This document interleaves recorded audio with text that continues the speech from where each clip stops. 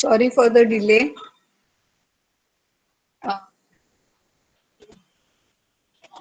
does anyone want to, who's going to present today? Vaishnav? Yeah, ma'am, I can present. Yeah, please.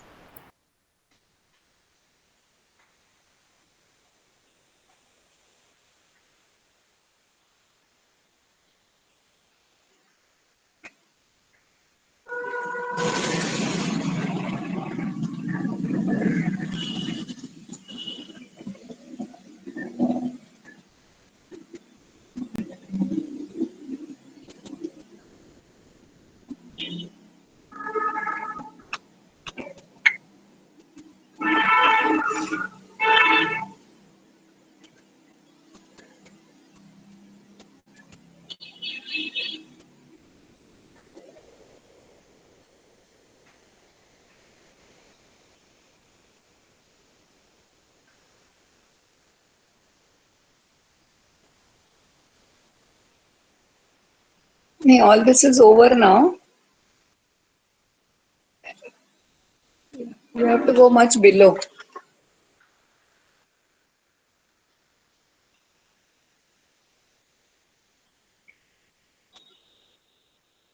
Okay, I think we were to start from here. So what are the types of data sets which are available? Uh, Now understand this, when we work with data mining, we talk with lot of structured as well as unstructured data sets. So when we look at the data sets, we must understand what is their kind of type to be able to apply the right kind of algorithms to be able to solve the problems. So there are three types that we are looking here. First, we are looking at a record. Your record may be a data matrix which we are used to, right? Because where we say that you have a set of objects and then there are attributes for each of the objects. That gives you a data matrix kind of a record. So each row in that record, in that matrix, will be one record. Then you have a document data. In case of document data, what you will have is one document will be your one record. So say you're having emails, then if you're looking at 15 emails or 50 emails, then those 50 emails, each one of them is one document. Now, what is the difference between the document data and the data matrix?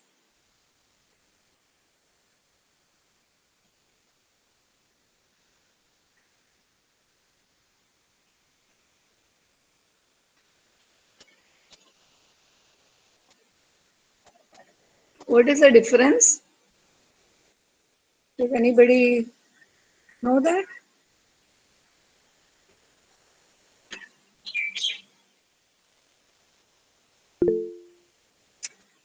Perfect. You see, that's exactly the words that I was looking at. So you could have described it differently, but you hit the nail. Uh, the data matrix is structured. Why it is structured? Because if I want to access any particular attribute of any particular object, I can directly reach it. But whereas in a document data set, the data set is unstructured, which means that some may have 20 words in it, some may have 50 words in it, some may have just 5 words in it. If we are taking emails, there may be, okay, go ahead, approved, thank you, please proceed.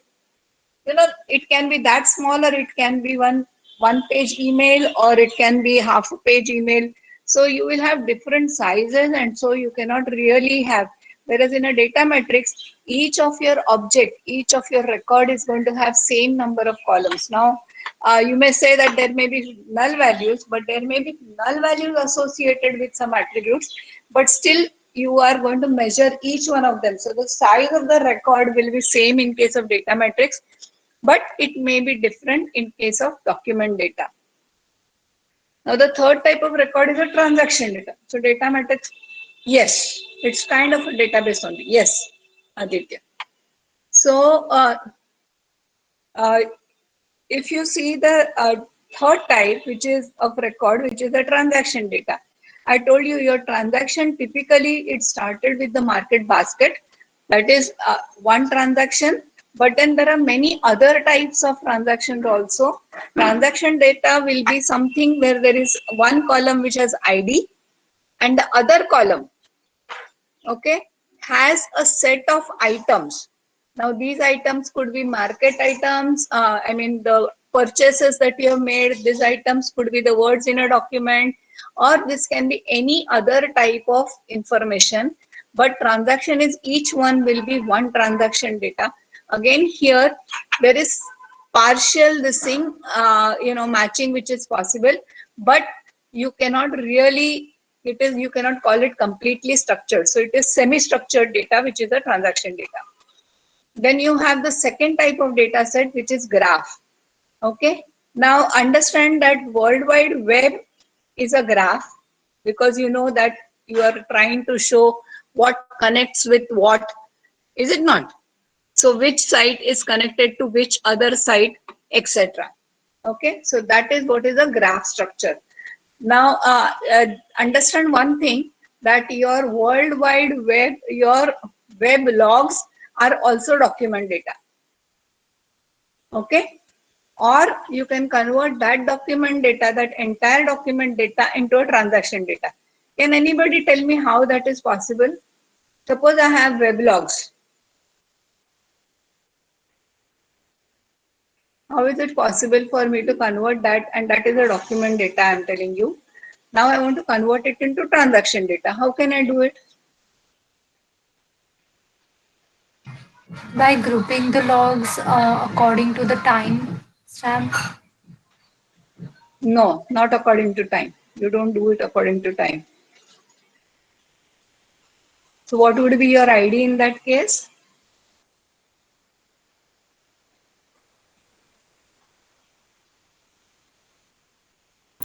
Ma'am, our IP address or MAC addresses? Perfect. IP or MAC address can be your IP, this thing. Secondly, if I take one web log only, then how do I convert it into a transaction data? Suppose I have a web log from one IP address.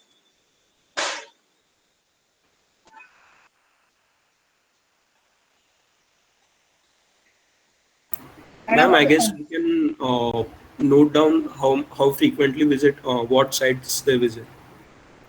no, not that way. No, not outgoing traffic. URL. There is something associated with every web log. How does a web log in the information? Cookies. Not cookies.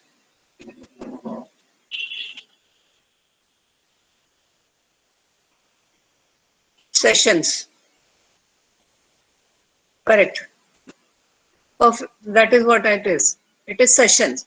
So from an IP address, when you start a session, and then there is also always that how long it has been idle, how long the, there is another this thing. So you can either divide it as sessions, okay, and then each session you can give session ID to find out which pages were visited during each session. Okay, so then from that you can also profile the customer as to what type of sites the customer is visiting. Now graph type, again molecular structures, you have seen the graphs.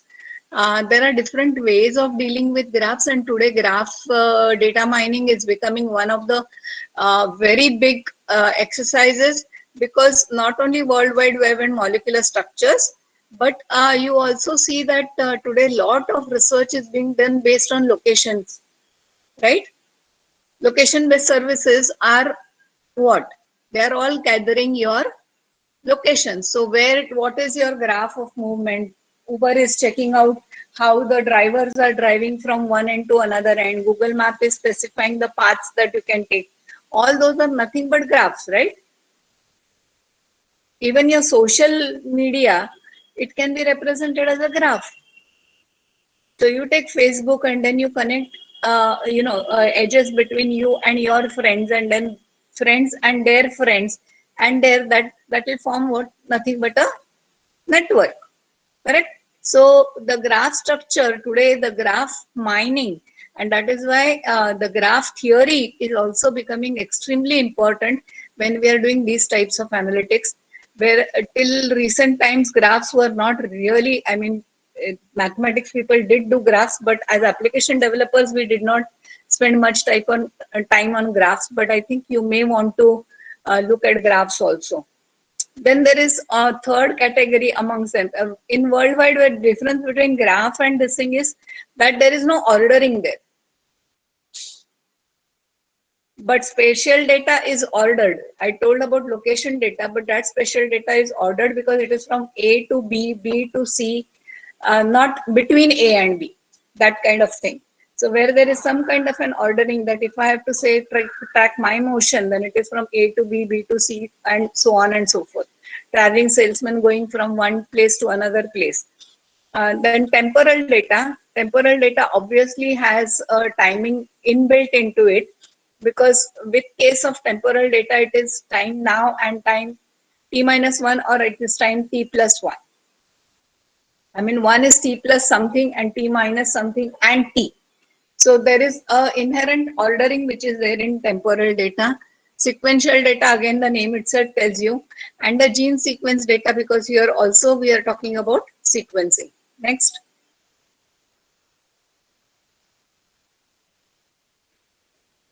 I think we can go ahead on this. This is what we talked about. The matrix, m by n matrix, m rows, one for each object, and n columns for each, one for each attribute. Next. Vaishnav, we can go a little fast on this. And the graph data, ordered data, spatio-temporal data. Okay, now this is something which is very close to my heart. Excuse me.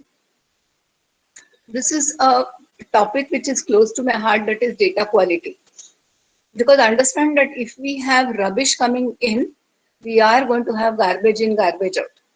And lot of times we do not pay enough attention to the data quality to be able to get very good results. Now, data quality, when we say that whether it's given example here, detecting the people who are low risks is built using poor data. Some creditworthy candidates are denied loans. More loans are given to the individuals that default. So, and we are, our country is facing lot of problems because of this, that more loans are given to individuals that default today. Lot of Sahkari banks are have people who have taken large amounts of loans and have not paid back those loans, or they have, in fact, you can even say that their intention was never to give back or return the loans.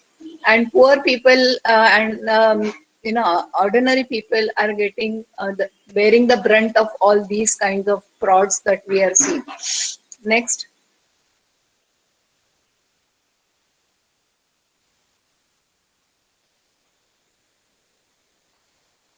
Next.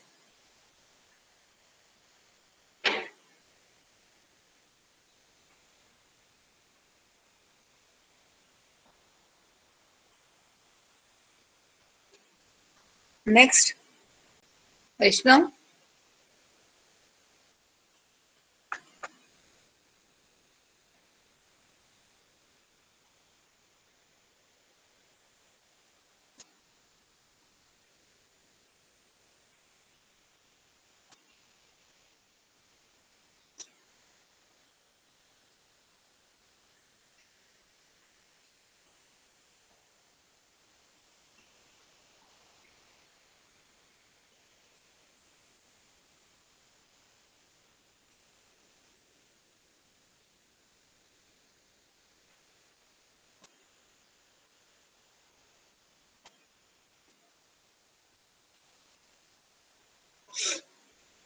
Is the rain very bad in many places?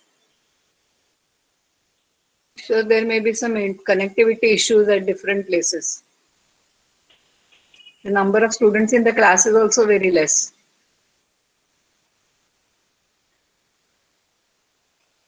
But this is one of the most wonderful weathers to sit down and mule over different ideas. No, don't say it's worst.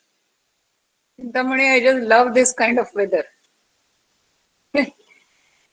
It is the best time to sit back and think about all the wild ideas you can get. You can think through those ideas, you can consolidate on some of them, but you can sit and just dream about different things in life and get, and then maybe note it down at some point in time. I tell you that become cows and buffaloes.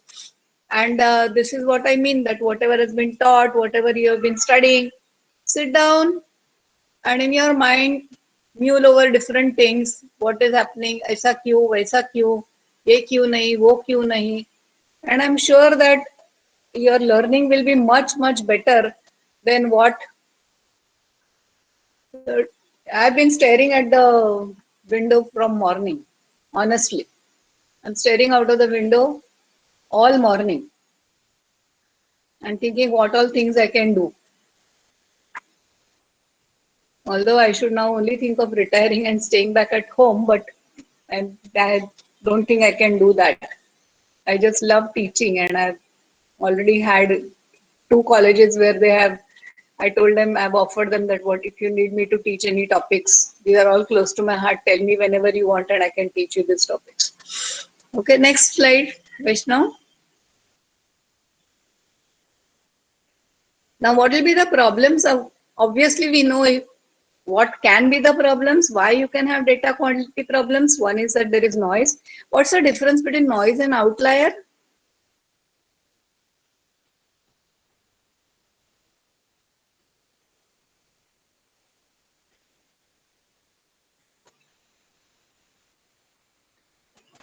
Noise is actually unwanted data, but Yes. outliers are the data which we have, but which we cannot segregate, classify into any one set. Not classified into one set. They are valid values, but outside, I think one of the answers was here, it was written, was very correct, that these are extreme values or exceptions in the data set. Ma'am, for example, I have one example. I wanted to ask one example. For Yeah. example, if for a voting machine, if we have kept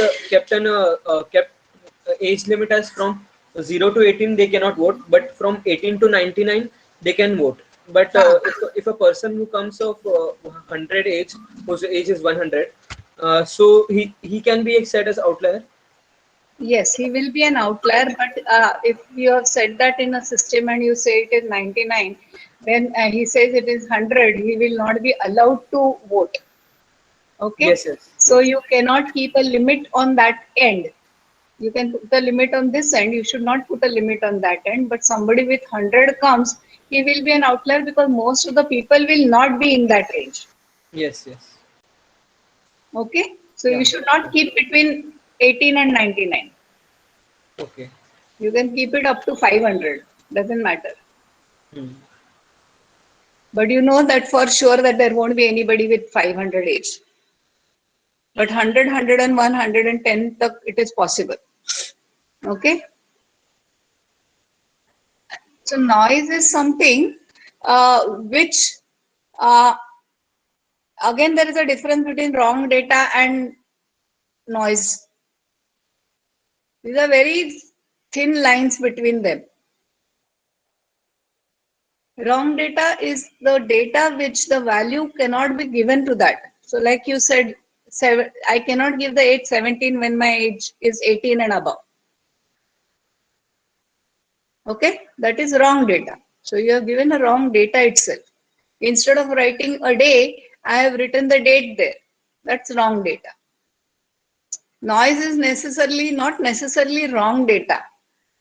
Noise is it could be the right data, but it is not the actual measured value which should be there. Something which has been erroneously noted. Okay. Fake data is again, difference between noise and fake data is noise is unintentional, fake data is intentional. Yes, noise can be negative values also. Noise is unintentional. Fake data is intentional. Missing values or duplicate data, I think this is possible anytime that there are values which you don't have, which you do not understand. Next, extraneous object. Next, outliers considerably different than most other data objects. I think we have uh, already seen these. Next, missing values, information is not collected, attributes may not be applicable, duplicate data. Okay, now we go to the next part of it, which is understanding. To do clustering, we need to do similarity or dissimilarity measures. We need to understand them because when we want to find out how similar objects are, there have to be certain measures. And these measures will change on the type of data that you have. Okay, so similarity measure is a numerical measure of how alike the two data objects are. Okay, and it is higher when the objects are more alike, often falls in the range of 0 to 1, but this is not necessarily it is going to be in the range of 0 to 1. And dissimilarity is numerical measure of how different the two data are. Lower when the objects are more alike, obviously. Proximity refers to a similarity or a dissimilarity. The upper limit in case of dissimilarity may vary. When you say that they are exactly same, the minimum value that they are dissimilar is going to be always 0, right? Next.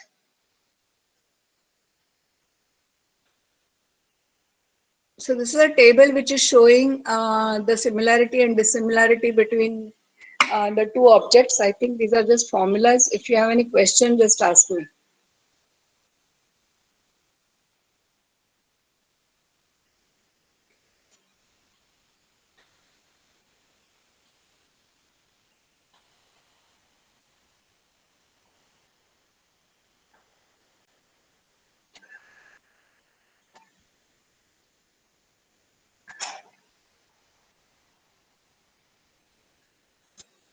Any questions? If not, let's move to the next slide. These are just simple formulas.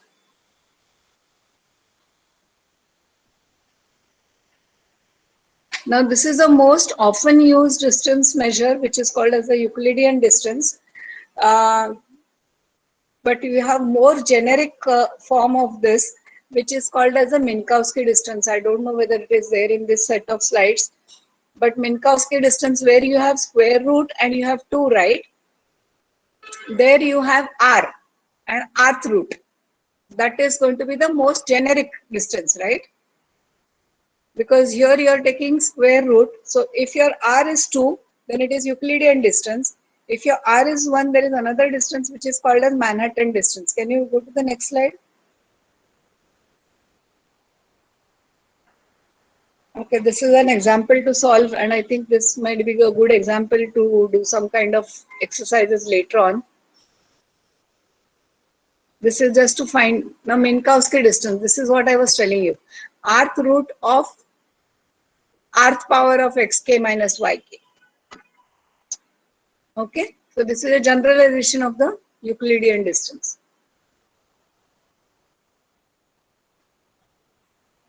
So if r is equal to 1, it is called as Manhattan distance. I was telling you that is a taxi cab or L1 norm.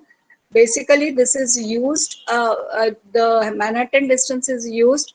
The name Manhattan comes because the way the Manhattan city has been designed in terms of square blocks. So the taxis can go only across right angles. So they can take only right angles. There are no intermediate roads in between, which is using that. It is also called as L1 norm distance. Okay. So binary vectors is Hamming distance, which is the number of bits that are different between two binary vectors. Okay. So that is what is called as a Manhattan distance. 2 is Euclidean. R, when it goes to infinity or R infinity norm, supremum is called as a, it's called as L max norm or L infinity norm. and this is the maximum difference between any component of the vectors.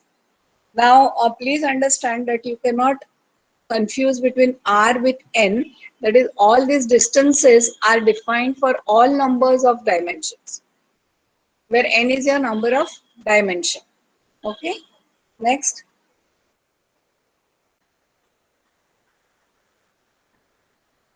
So this is an example of Minkowski distance. Now, this, when I came across this distance, it was a proud moment for me, because Mahalanobis is from India, obviously, and he had discovered this many years ago, centuries ago, before the Euclidean distance was found. Although we all use and talk about Euclidean distance very much, understand that Mahalanobis was the first one, and the Minkowski formula or Euclidean formula can be derived from the Mahalanobis this thing. Next. This is showing calculations. I am not going to go into the calculations of this. If you don't mind, you can look up the calculations. If there are any questions, you can always write back. Is that okay with the class? Can I trust you with this much of work? I will try and see if I can give you some assignments on this.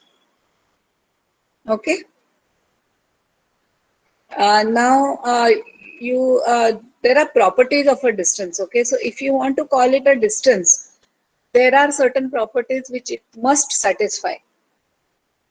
That is, dxy will be greater than or equal to 0 for all x and y, and dxy is equal to 0 only and only if x is equal to y. And dxy is equal to dyx, that is a property of symmetry. Now here, sometimes in your location data or location graphs, this may not be true, and then you have to look at a different way of handling those kinds of data sets, because if there is a one way, then dxy not necessarily be equal to dyx. Okay?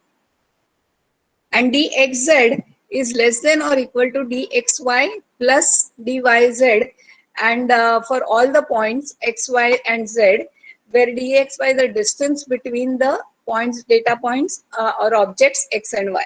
Okay. Now, a distance that satisfies these properties is called as a distance metric. Now, I want you to go back, and as an exercise, what you can do, I don't know whether it is there in the slides further, but you can verify that all the properties that we are talking about, all the distances that we talked, Euclidean, Minkowski, all these will satisfy this kind of properties. Next.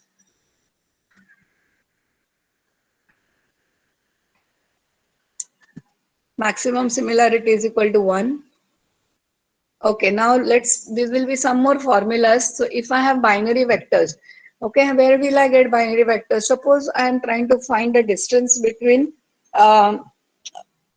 how do I tell you? Okay, now I have a data of say 5 patients, and then whether they have particular symptom or no, and whether they have a particular kind of disease or no. So we can make a prediction, and we can say that okay, this and this has similar kind of you can group them together based on their test result or based on their symptoms. So now what you can do is you have a list of test results and you have a list of this thing, so you can say that it is yes or no.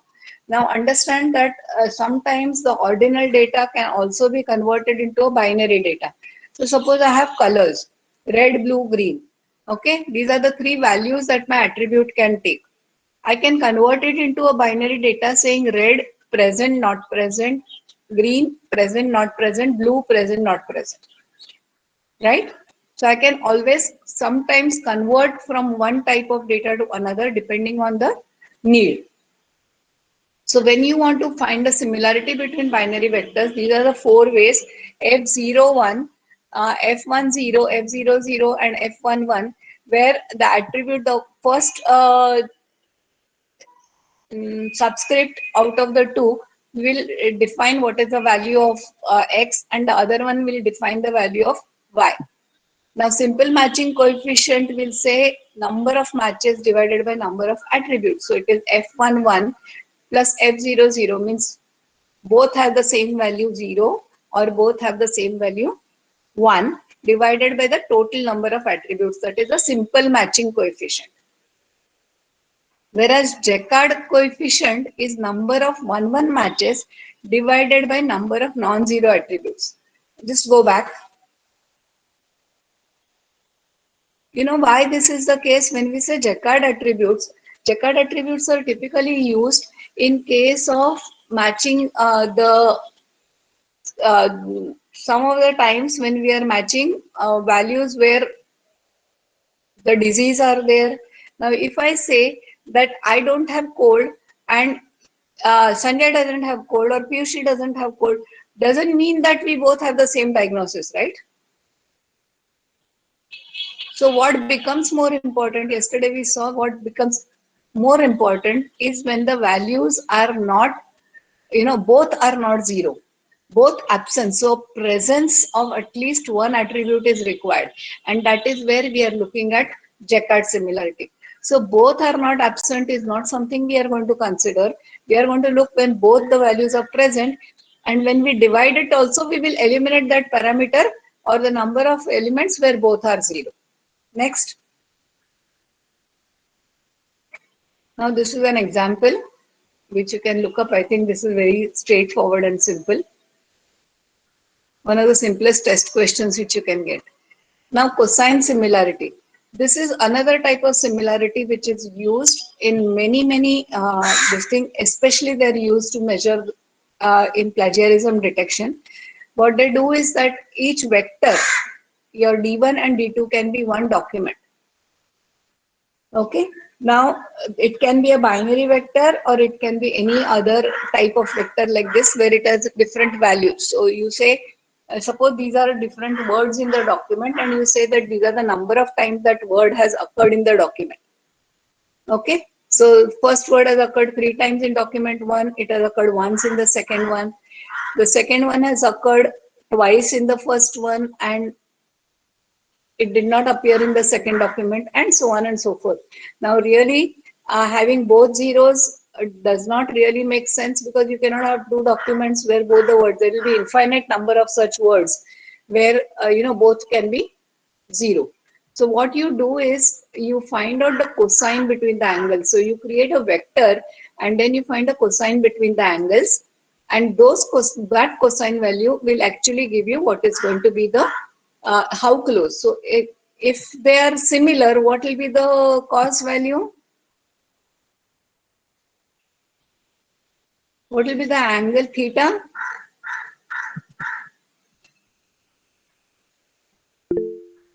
Zero, correct. Because both of them are coinciding with each other. So they are exactly similar documents. If they are completely different, it will be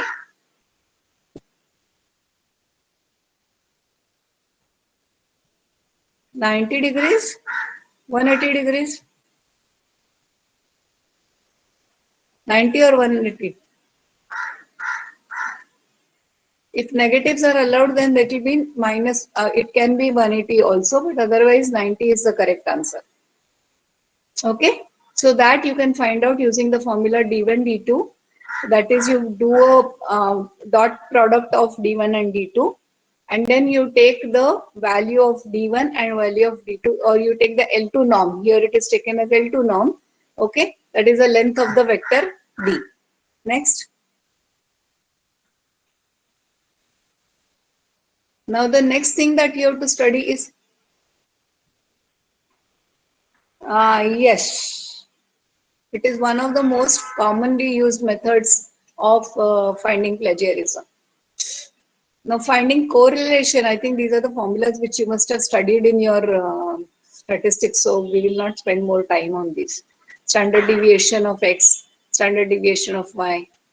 Then you can visually find the correlations by looking at how much the spread is and the direction in which the movement. If it is if the relation between the X and Y is in the positive direction, when X is increasing, Y is increasing, correlation is going to be positive, and if it is that x is increasing and y is decreasing, then it's going to be negative, and the spread will determine the intermediate value. So you can see in the middle of that plot where it is completely zero, that is when, and this is the kind of plots you will see when you start working with your correlation data and your data mining, if you do it in Weka.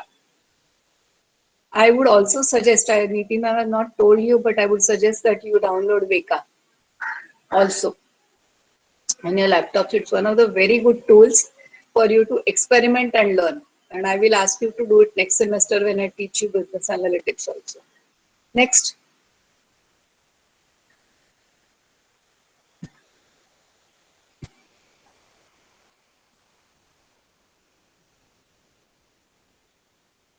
Now, what is the drawback?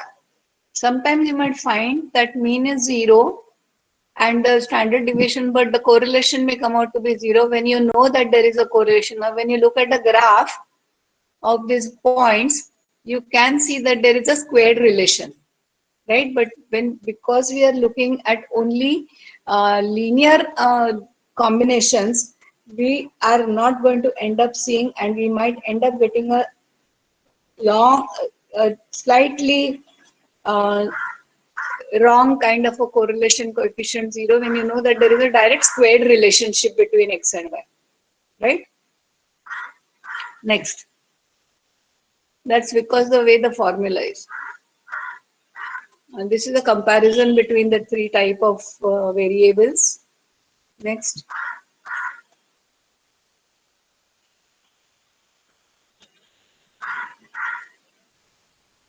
So now what is important, and this is what according to me is that what happened, did we go one slide ahead? Yeah. Yes, ma'am, I accidentally clicked. Yeah, I realize that. So what we are saying is that, understand, I always told you, and yesterday again I told you, and I will keep telling it many times till the time I'm teaching you probably, is that you need to actually see what is really correct for what you're doing. So which is the right proximity measure for the domain that you have. Okay. So if you are saying you're comparing documents using frequencies of words, then what will you do? You will use Jaccard similarity. You will not use simple matching coefficient, right? Because the words not absent really don't make any sense in comparing two documents for frequencies. Comparing temperature in Celsius of two locations, then because we are looking at two locations similar in magnitude, so you will use what type of proximity measure?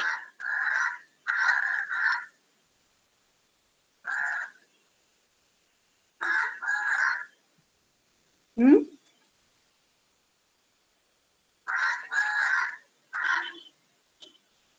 Yes?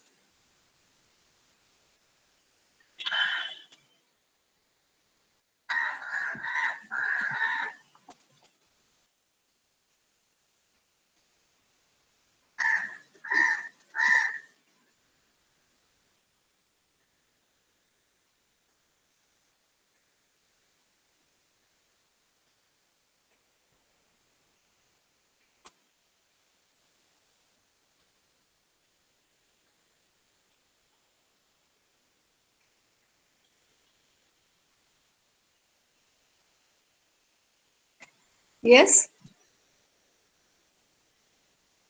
Ma'am, I think we should use cosine distance. No, they are not vectors, no. These are just numbers and they are both similar in magnitude. So you can use Euclidean distance or you can use this thing to find out the difference between the temperature. Or simple Manhattan distance can be used. Correct? X minus Y. You want to compare X minus Y. If it is it is high, then the temperatures are high. If it is low, temperature difference between the temperatures is low. Is it not? Simple Manhattan distance will also do here. Comparing two time series of temperature, when it is time series, there's going to be a sequence, right?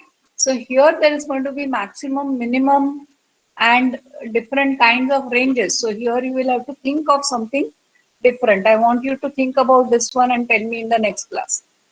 Next. I think there's nothing really.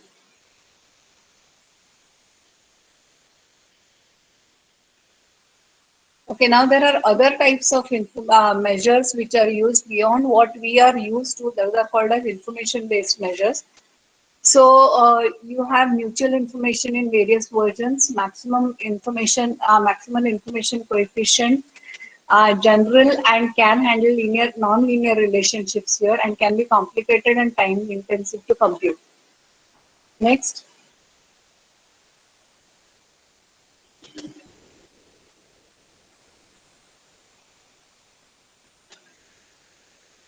Entropy is basically the commonly used measure which you use for determining the information gain when you are doing decision trees. Decision tree, remember we talked about classification method, and the method which we said when 20 questions, that was something which is decision tree.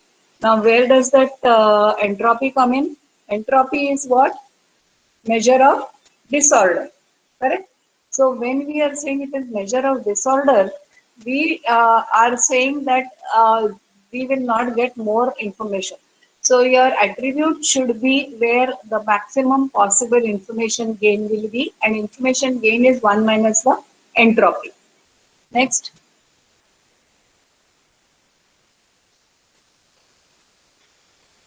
This is the formula for entropy which you will be using in your decision trees. Has anybody taken an update from Nikki madam to find out how she's doing?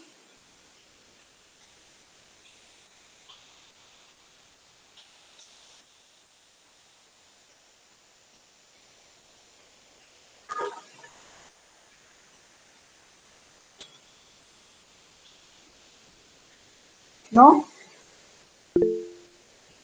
Okay, that's okay. Yeah, anyway, she's in the hospital. It's good not to disturb her too much.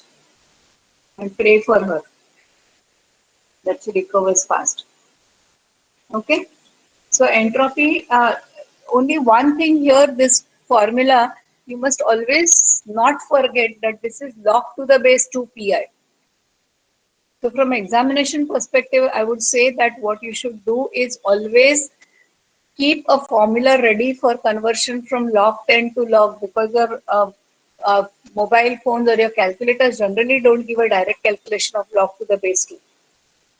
So keep that multiplication factor which is required to convert from log 10 to log 2, and then use that in your examinations when you calculate, so that it will save you some time. And do not miss out that it is supposed to be a log 2. Many people over a period of years, I'm teaching data mining since 2007, I think, and over so many years, I found that people just forget in exam, they take a log value quickly and they solve it. So please don't do it that way. Okay? Engrave in your mind from this formula that it is log to the base 2. Next slide.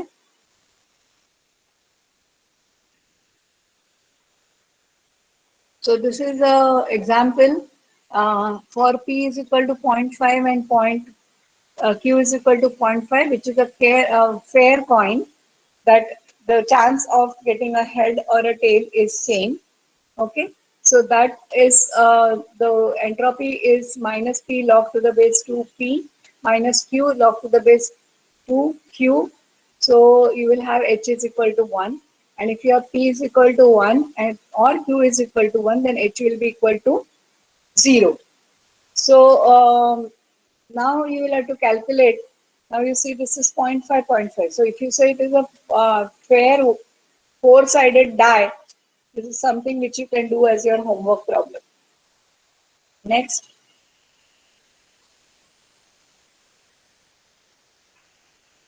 Now this is some sample data and you can calculate Again, these are some examples. Do you want me to go through the examples? Or you will do it yourself?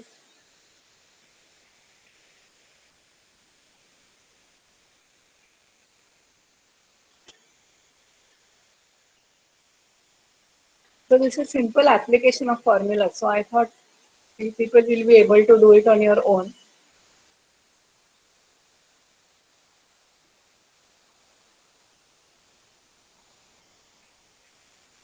So tell me, do you want me to, do these calculations in the class for you again, or it is not necessary?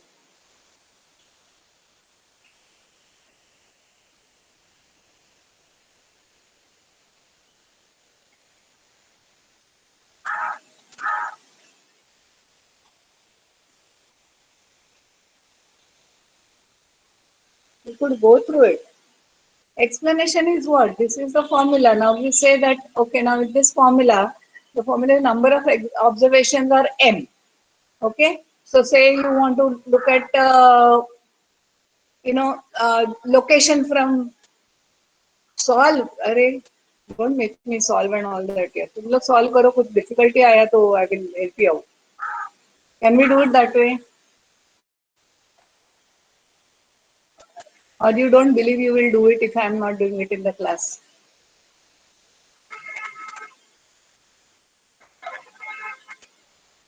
Okay, I will do one or two examples in the next class, but today I am not set for that. So I'll get the setting done in the next class and we'll solve some. Okay. Uh, Now, suppose this is talking about hair of color in the of students in the class. Now, suppose we say we don't want to take the hair of the color. We take 10 stations are there or 10 districts are there from students have come from this thing. So the number of observations for some attribute, that is the number of locations from where people have come, districts from where people have come are 10. Okay. Now there are n where there are n different possible values. Okay. So number of observations, total number of observations, and there are 10 possible values. The number of observation in the ith category is mi. Okay. Then for this sample, hx will be equal to minus summation of I is equal to 1 to n, where n is the number of different possible values. That is every n I is equal to 1, I is equal to 2, I is equal to 10. Mi over m log to the base 2 mi over m. This is same as p, is it not? In the earlier formula there was p. So when we have multiple values, this is nothing but actually the probability of this particular color occurring in so many number of observations, right? So number of locations, so we are saying 10 locations. So we are saying what is the probability that it is location 1, what is the probability is location 2. Probability of location 1 will be number of observations in which it is location 1 divided by total number of observations. Is it not? You people have to say yes or no quickly, because then only I can move.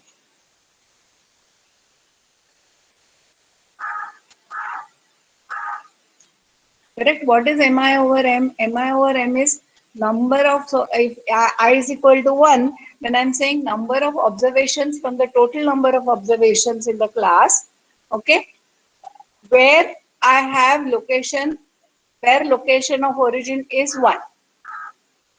So that gives me probability that the person who is come to this class is from location 1.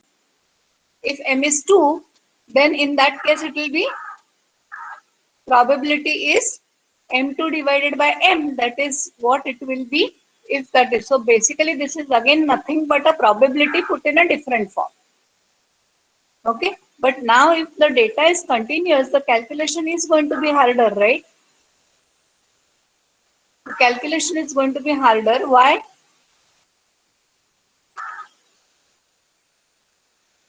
See, this kind of calculation can be done when there is a discrete value. If it is continuous value, you cannot do it for every value, right? Suppose I'm taking height of a student and height of the student is ranging from 140 to 160 and all decimal values in between are allowed, this will become a very complicated process to calculate. Is it clear?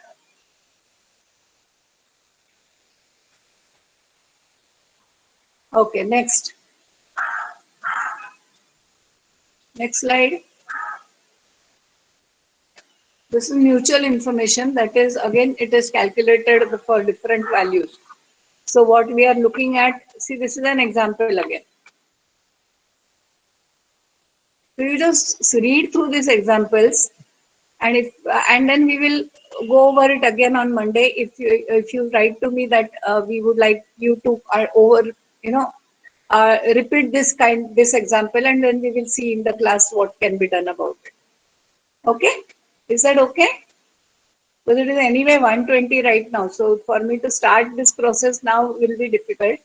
So what I would suggest is that you all go through these examples. Um, Next slide.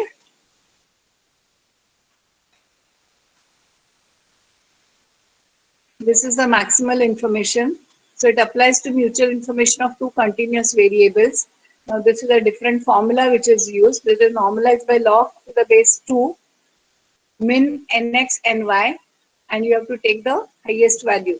Now what these kind of things you have to just remember, simply because you will use it in different domains that you have. Next. This is one problem which I might solve for you in the class. I have one example with me where there are different types of attributes in one record, and then we can then solve this similarity example for that in the next class if I'm taking it. Next.